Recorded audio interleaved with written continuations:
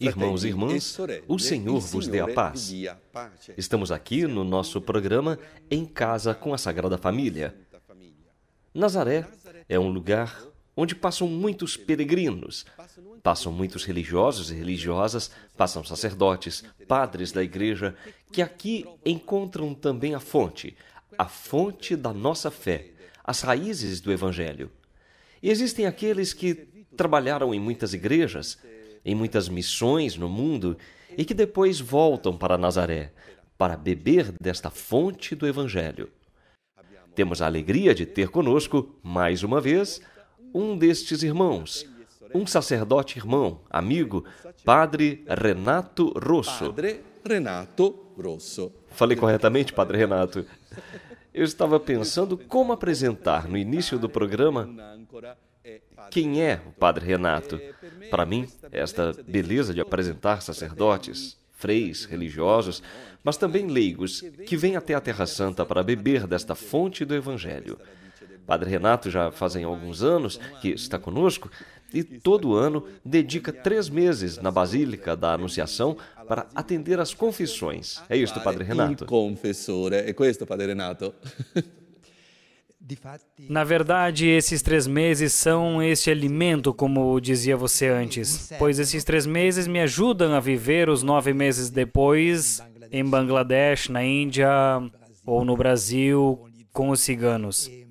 E se não fosse isto, seria muito difícil. E, no entanto, os 9 meses lá me ajudam a viver os 3 meses aqui, pois trago comigo a vida das pessoas, e especialmente daquelas pessoas, os ciganos. Padre Renato é o fundador da Pastoral dos Ciganos, dos Nômades no Brasil. Atualmente trabalha em Bangladesh, na Índia. Já esteve outras vezes no nosso programa Em Casa com a Sagrada Família, falou desta pastoral e está novamente conosco para falar desta experiência de viver com eles.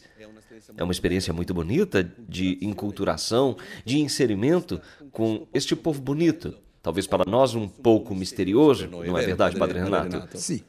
Sim, para todo mundo. E com Padre Renato falaremos disto, desta pastoral, mas de maneira especial desta pastoral no Brasil. Saudamos nossos cantores, como sempre, Milena e Augusto, da comunidade Shalom, e hoje nos trarão um canto para este testemunho. Saudamos também nosso seminarista, Frederico, que nos trará os pedidos de oração. Muito obrigado, Padre. Padre Renato, o senhor sabe que entre nós existe uma amizade, uma confiança, pois já se passaram 4 anos. Vivemos intensamente estes 3 meses, pois estamos perto todos os dias. Padre Renato é para mim como um ícone de um período da igreja que sempre me tocou muito. Padre Renato fundou a Pastoral dos Ciganos no Brasil num período onde existiam profetas. No tempo de Dom Helder Câmara, no tempo de Dom Luciano Mendes, no tempo do cardeal Lorscheider, cardeal Arns e nosso grandioso arcebispo do Rio de Janeiro, cardeal Eugênio Salles.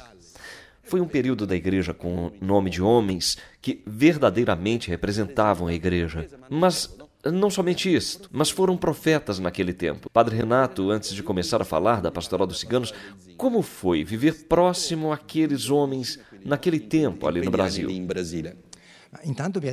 Eu me senti uma pessoa agradecida, pois vivi num tempo em que a igreja brasileira era uma igreja efervescente, cheia de vida, com uma coragem extraordinária. Então, foram também os anos de mártires, de tantos. Foram anos em que alguns diziam que a cada 36 horas alguém morria por causa da justiça da fé. E é um número muito impressionante, foram muitos mesmo. E, portanto, foi um tempo de grande coragem que, de alguma maneira, forjou a alma de tantas pessoas, e acredito que hoje a igreja brasileira vive com uma certa herança daqueles tempos, daquele tempo de fogo, eu diria. pois foi um tempo particularmente rico. Eu tive a graça de ser inserido naquele tempo, onde havia uma sensibilidade extraordinária. Acredita que depois de 3 meses que eu estava no Brasil, me deram a oportunidade de publicar um texto sobre a pastoral dos nômades. Depois de 3 meses, a Conferência Episcopal me convidou para fazer parte como pastoral, sendo uma pastoral para os necessitados e, sem dúvida, eram muito interessados aos pobres, que foram deixados de lado pela sociedade, os marginalizados, os desprezados, pois esse tipo de pessoa eram considerados privilegiados e, por isso, eu fui considerado como o primeiro da classe, justamente porque éramos os últimos. Eu, verdadeiramente, antes de falar desta pastoral dos ciganos, nasceu exatamente naquele contexto da igreja, nos anos 70 e 80. Era um momento muito importante para a igreja e nos trouxe tanta esperança. O Brasil está vivendo um momento de crise e dificuldade política. Lembramos que o Brasil já passou por momentos muito difíceis. Foram anos da ditadura militar. E não foi fácil para a igreja, não é verdade, Padre Renato? Na verdade, naquele momento que eu cheguei, logo depois da ditadura em 84, tinha acabado há pouco tempo. Lembro que a primeira coisa que me disseram foi: volte logo de onde você veio, porque aqui os sacerdotes estrangeiros ninguém quer nem ver a fotografia. E, na verdade, eu tinha um visto provisório de 3 meses, que significava que a cada 3 meses eu devia sair do Brasil. Deve voltar para a Itália fazer um pedido novo. Eu disse, eu saio do Brasil e a cada 3 meses, mas eu volto para o Brasil, vou ficar. E depois de 4 anos recebi o visto permanente. E a pastoral dos nômades nasceu neste contexto tão rico de coragem e de fé, especialmente. E pudemos rapidamente nos fazer conhecidos e fomos bem acolhidos, especialmente da igreja brasileira. É muito bonito porque a pastoral dos nômades, dos ciganos, nasceu no Brasil naquele contexto de uma igreja profética. Eu dediquei no meu livro um subtítulo a Dom Helder Câmara, Monsignor Helder Câmara, que para mim foi um profeta da fraternidade, um profeta da caridade e do amor. E Dom Helder Câmara, que viveu com tanta coerência de vida naquele tempo, o senhor também esteve próximo a Dom Helder Câmara, não é verdade? Sim, eu estive com ele na sua pequena casa, uma casa de 3,5 metros por 4 por 2 metros, com uma cama para dormir e 2 cadeiras para suas visitas que chegavam. E isto era toda a sua casa. Depois das 8 da manhã, ele ia para o Palácio Episcopal para a função de bispo, pois ele era bispo da cidade de Recife. Ficava lá, pois era o seu trabalho. Porém, ali não era a sua casa, não era seu mundo. Eu o encontrei ali, ele me encorajou muito, e ele era muito sensível, como outros bispos que já falamos, Lord Scheider e Lord Scheiter, os 2 primos, um de Fortaleza e outro de Santa Maria, no sul do Brasil. Então, esses 2 me ajudaram muito, me encorajaram. Outros bispos também, Dom Paulo Moreto, Dom Casaldaglia, muitos nomes daquele tempo que, de alguma maneira, me ajudaram. Também a Conferência Episcopal oferecia textos muito ricos, profundos, que indicavam pistas novas. E por isso, acredito que eu tive muita sorte. E quindi mi ritengo fortunato, per questo. Eu acredito que tenho sorte de poder conversar com o Padre Renato, que nos traz esta origem dos tempos. Padre Renato, a pastoral dos ciganos nasceu assim. Imaginem que no Brasil não existia esta pastoral para este povo, que até hoje é um pouco misteriosa para nós. E assim chegava Padre Renato, que tinha trabalhado com os ciganos na Itália, e pede para a igreja brasileira, que não tinha esta pastoral, para começar um caminho com este povo. E assim as portas foram abertas num período em que a igreja se preocupava, sendo uma voz de saída. Como hoje o Papa Francisco nos pede uma igreja em saída. Na verdade, foi um bispo que fez o convite. Um bispo que tinha ido à Itália e viu esses padres que viviam nos acampamentos com os ciganos E ele disse, mas acho que também existem ciganos no Brasil, não sei se muitos ou poucos, mas quem sabe se alguém fosse até lá, poderia iniciar lá esta pastoral. E eu, depois de um ano e meio, viajei para o Brasil e começamos neste clima, mas especialmente eu gostaria de ressaltar num clima de coragem. O Brasil, naquele momento, tinha uma igreja corajosa. Dou um exemplo. Imaginemos os mártires daquele tempo. Um amigo meu foi até uma Margarida, uma mulher do norte do Brasil, que estava lutando pelos pobres do nordeste do Brasil, por justiça, contra os fazendeiros, os poceiros, os chefes que querem sempre ter razão.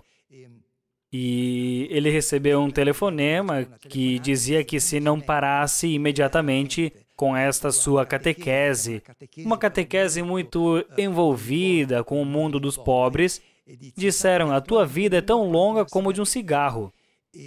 Esta senhora mandou chamar o marido, que eram casados há pouco tempo, e disse, o que vamos responder?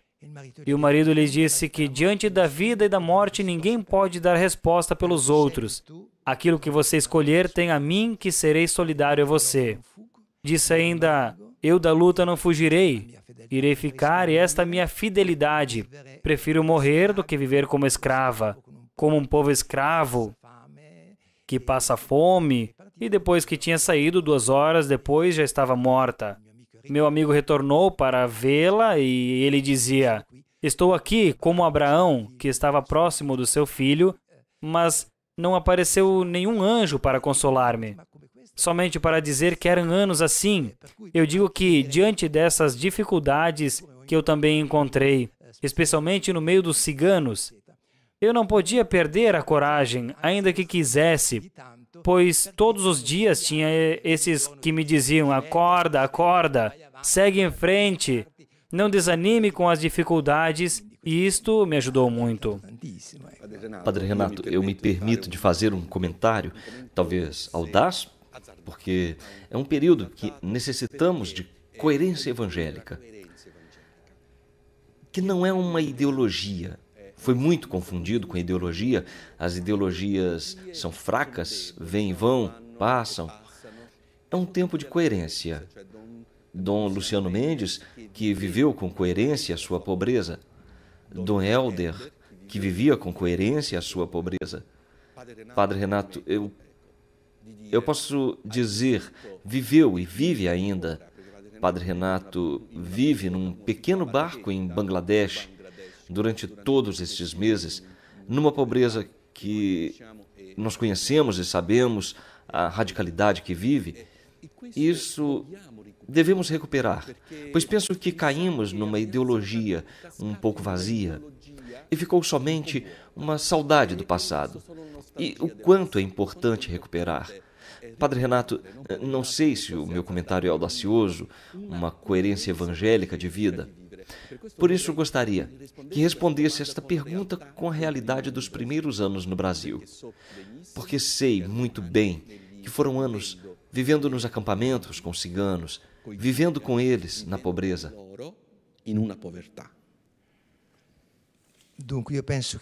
Na verdade, era uma das poucas coisas que eu podia fazer naquele momento. Os ciganos brasileiros eram batizados e por isso eu podia fazer uma atividade pastoral, digamos o trabalho que um padre faz numa paróquia. Eu poderia fazer no acampamento, com a catequese, com as celebrações no acampamento, as pessoas se reuniam nas tendas e tudo era muito bonito. Digamos que se podia fazer tudo isto, e se estes ciganos, eles viviam na pobreza, obviamente, eu não poderia viver de maneira diferente. Eu poderia ir no acampamento de vez em quando e perguntar como vocês estão, e depois voltar para casa, porém eu penso que não é este um caminho. Já na Itália, eu havia escolhido de viver junto com eles, e de viver a mesma vida, tendo como inspiração Charles de Foucault ou de tantos outros. Portanto, o fato de viver numa barraca não tinha nada de especial, simplesmente porque todos viviam daquela maneira. Por exemplo, Se vivesse em cima de uma árvore, iria viver daquela maneira também. Não havia nada de especial e não era ao menos uma escolha. Simplesmente, se as pessoas viviam assim, eu devia fazer a mesma coisa e foi possível. E nisto não tem nada de heroísmo. Se eu posso falar algo, posso contar as fadigas de enculturação, procurando o máximo possível de ser como eles. Dou um exemplo. Pode ser que alguém queira tapar os ouvidos, pois somos habituados a dizer coisas que provocam as pessoas. No entanto, nos encontrávamos uma vez com 3 seminaristas, porque durante o verão, geralmente, vinham os seminaristas da teologia para permanecer 3 meses, 2 meses, uma maneira de ficar com as pessoas, e sempre foi uma experiência muito bonita para quem veio e pôde levar para casa uma bagagem muito rica. E durante aqueles 3 meses estávamos ali com aqueles 3 seminaristas e depois foram fazer um ano de seminário comigo num acampamento de São Paulo. E com esses 3 seminaristas tínhamos mais ou menos a mesma vida. Num determinado momento morreu o chefe do grupo onde nos encontrávamos e um grupo de ciganos chamados húngaros que chegaram no Brasil, não se sabe exatamente, uns 70 ou 80 anos atrás. Estes possuem uma característica na sua vida, uma característica que os distingue de todos os outros. Eles têm a mania de limpeza, mania mesmo. Precisam sempre se lavar em todos os momentos e ao menos 2 banhos por dia, e são conhecidos por todos por isto. E no momento do luto, o que eles escolheram? Escolheram o maior castigo que poderiam se impor, o de não se lavar. E os 3 jovens que estavam comigo disseram, também vamos fazer. Penso que não lhes pediram, mas eu fiquei contente que isto veio deles. Eu disse, mas é claro, vamos também fazer. E ficamos 40 dias sem se lavar, usando a mesma roupa, não fazendo a barba, não cortando o cabelo, nada, por 40 dias. E isto no Brasil, sabemos que quer dizer higiene no Brasil. Isto era a maior dificuldade que eles poderiam demonstrar ao seu chefe, e nós que estávamos ali com eles, não poderíamos dizer, não vamos fazer diferente. Não podíamos fazer diferente.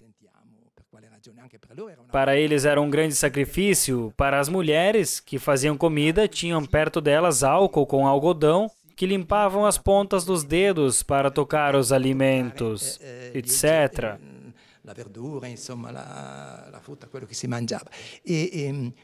Existiam essas dificuldades que são reais. Porém, do momento em que todos fazem algo, e se você quer compartilhar com eles, não pode fazer diferentemente, nem ao menos fazer uma semana de formação explicando a importância da higiene, que isso não deveria ser feito, que poderia ser feito outra coisa, porém seria uma coisa artificial, uma coisa que viria de fora. Ao invés, não. Esses fazem assim. É claro que no caminho aparecer uma oportunidade de falar de outras dimensões, se pode fazer e o fizemos, mas naquele momento, aquele era o caminho. Nós o enfrentamos até o final. Mas desta maneira, eles entendem que nós os queremos bem e que nós estamos do lado deles. Obrigado, Padre Renato, pois isto é enculturação. Um Deus que se fez homem aqui em Nazaré, viveu a condição humana, vivendo como família, vivendo como jovem, vivendo como um filho. Este é um verdadeiro ícone da encarnação. Da comunidade Shalom, gostaria de contar algo especial destes jovens, que a comunidade Shalom foi aprovada no período que Dom Lorscheider era arcebispo de Fortaleza. Eu o conheci muito bem, era um homem extraordinário, era um franciscano. Ele aprovou a comunidade Shalom em Fortaleza.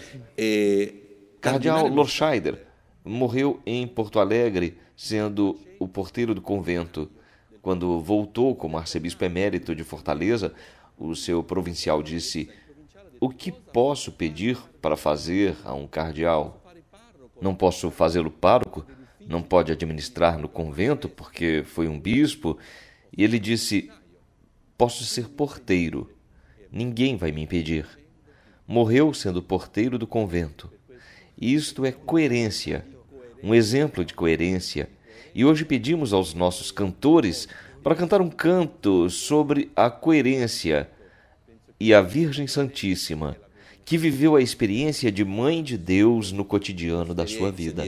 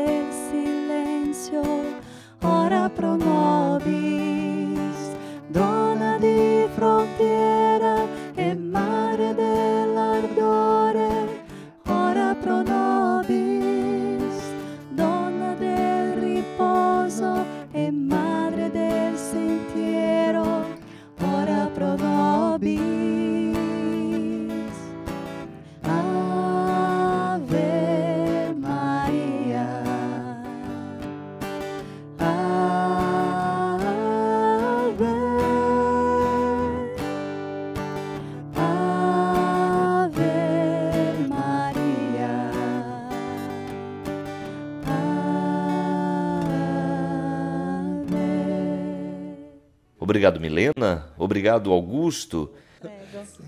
Frederico nos traz os pedidos de oração. Benissimo, padre. A prima intenzione di preghiera di oggi. Muito bem, padre. O primeiro pedido de hoje é de Marisete de Goiás, Brasil. Ela nos diz: peço oração para minha irmã Ana Lúcia, que está no hospital com muitas dores e até agora os médicos ainda não encontraram o que ela tem. Peço a Nossa Senhora para que seja ela a resolver isto. O segundo pedido é de Jaqueline, do Brasil. Ela nos diz: peço oração pela intercessão da Sagrada Família, pelos meus filhos Nilson e Rodrigo, e também pela saúde de Cátia Pinho. Agradeço a todos, paz e bem. Agradecemos a todos pela fidelidade e perseverança, ficando unidos a nós. Se alguém desejar enviar um pedido de oração, aqui para a Casa da Sagrada Família, nós os recordaremos a tantos irmãos e irmãs de todo o mundo. Escrevam para nosso e-mail sagradafamilia@cançãonova.com ou através do Facebook Em Casa com a Sagrada Família. Obrigado, Frederico. Padre Renato, falemos de coerência. Demos o exemplo do cardeal. É verdade que temos o testemunho de tantos leigos, porém me chama a atenção o cardeal do Rio de Janeiro, o seu lugar privilegiado. Ele visita todos os meses, isto é, tem um dia dedicado à Cracolândia, onde estão aqueles que são os mais pobres. E é ali que ele vai. E não somente isto, não somente. Ele, para falar com as pessoas, sobretudo com aqueles que vivem na rua, é um homem de coerência evangélica. E falando de coerência evangélica, queremos continuar falando desta pastoral que nasceu dos ciganos na coerência. Padre Renato voltará ao nosso programa. Chegamos ao final. Sinto muito, Padre Renato, mas continuaremos esta partilha, porque aproveitamos a presença do Padre Renato aqui em Nazaré. Nós também, que estamos aqui, nós religiosos e consagrados, bebemos da fonte e da coerência de vida. Gostaria de concluir com um pedido, Padre Renato, em poucas palavras, de nos dizer como devemos nos comportar diante do povo cigano, que ainda para nós pode ser sinônimo de delinquência, de pessoas que roubam. Nós temos muitos preconceitos e com etiquetas terríveis. É o momento de terminar com elas. Porém, gostaria que o senhor nos dissesse alguma coisa para concluirmos. Vorrei que lei ci dicesse qualcosa per concludere. Antes de tudo, eu gostaria de dizer: vão visitá-los e tomem consciência que eles existem. A primeira coisa é esta: eles existem. Quando se faz este primeiro passo e eventualmente da amizade com eles, e assim compreender como se colocar e o que se pode fazer juntos. Não digo tanto para eles, substancialmente, não sei se para eles ou para nós mais. Os ajudamos e eles nos ajudam a viver um pouco o Evangelho. Antes de tudo, visitá-los, compreender que existem e depois, através da amizade, procurar entender juntos o que será possível fazer. Obrigado, Padre Renato, e queremos consagrar todas as famílias, de maneira especial as famílias dos ciganos, de todo o mundo, do Brasil, de Bangladesh, da Índia, em especial as famílias que têm o desejo de visitá-las. Consagramos todas à Sagrada Família de Nazaré e juntos hoje daremos a bênção. O Senhor esteja convosco. Abençoe-vos Deus Onipotente, Pai, Filho, Espírito Santo. Amém. E esperamos todos vocês na próxima semana, aqui no nosso programa, na nossa transmissão, Em Casa com a Sagrada Família de Nazaré. É a Escola do Evangelho que chega à sua vida. O Christian Media Center tem a missão de levar ao mundo a mensagem da Terra Santa, a terra do Quinto Evangelho. Transmissões, reportagens, notícias, documentários, atualidade da Igreja e da vida cotidiana dos cristãos da Terra Santa. Você pode nos ajudar nesta missão, fazer conhecer e difundir a mensagem da Terra Santa. Ajude-nos. Visite o nosso site